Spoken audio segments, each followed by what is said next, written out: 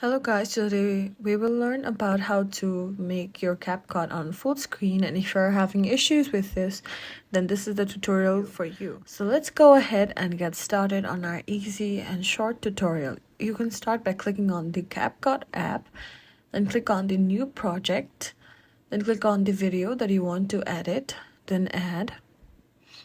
Then you can click on the time lapse of the video next to the cover, and you can pinch according to your liking. You can make it big or small, and you can also readjust your video as shown.